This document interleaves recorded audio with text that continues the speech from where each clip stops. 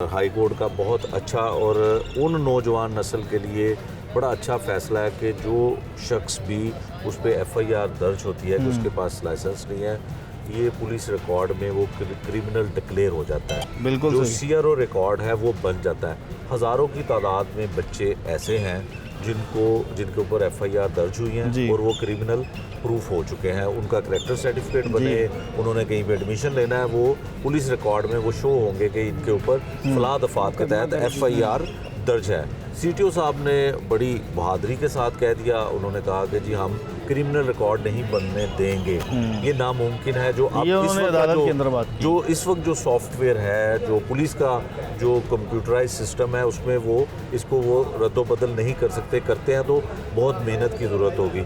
मुझे ये बताएं कि अब जज साहब जो हैं वो 5 दिसंबर गालबन डेट है, उसमें एसएसपी इन्वेस्टिगेशन साहिबा को भी बुलवाया गया है और सीटीओ साहब को भी बुलवाया गया है। तो क्या मुतवक्को या तवक्को की जा सकती है कि जिनके ऊपर एफआईआरें दर्ज हुई हैं वो खारिज हो जाएं, उनके रिकॉर्ड खत्म हो जाए, तो ऐसा हुक्म होगा? देखें, बिल्कुल ऐसा ही होगा। उसकी वजह यह है कि लाहौर हाई कोर्ट के जस्टिस अलीज़िया बाजवा का हरगिज़ उनके इस फैसले का, इस इकदाम का ये मतलब नहीं था कि आप बच्चों को उठा के हथकड़ियाँ लगा के मुजरम डिक्लेयर कर दें। उन्होंने तो उनका मकसद था कि ट्रैफिक रूल्स की पाबंदी होनी चाहिए। एटलीस्ट जिसको गाड़ी चलानी आती है, जो मैच्योर पर्सन है, जिसका आईडी कार्ड है, उसको गाड़ी सड़क पर लानी चाहिए थी। अब इन्होंने इसको उल्ट मतलब ले लिया और उन्होंने अदालत में ऑर्डर भी किया था। अब अदालत ने 5 दिसंबर को सीटीओ को और एसएसपी इन्वेस्टिगेशन को पूरे रिकॉर्ड समेत तलब किया है।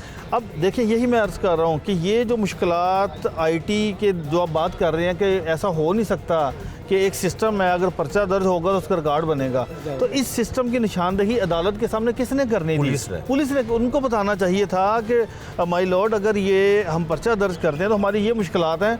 तो फिर उसका कोई दूसरा वे निकलता, उसका ये वे भी निकल सकता था कि अगर बच्चे का स्मार्ट कार्ड बनवा लें या बच्चे के पास बेफाम होना चाहिए, उसके कोई अंगूठे लगवाते, उसके वालिद को बुलाते, उसको थोड़ी देर गाइड करते प्रॉपर, ताकि वो रिपीट ना करे। अगर रिपीट करे तो आप उसके वालिद को ज़रूर पकड़ लें, बच्चे को आप ना उस तरह से करें।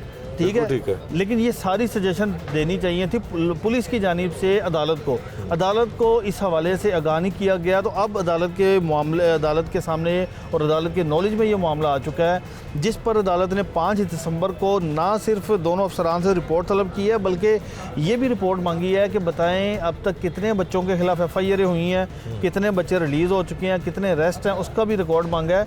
तो ये मैं आपको पूरी जिम्मेदारी के साथ कह रहा हूँ कि ये इन बच्चों का जो क्रिमिनल रिकॉर्ड बनाने के लिए बनाया जा रहा है, ये यकीनन ख़त्म होगा और ये अदालत के हुक्म से ही ख़त्म होगा।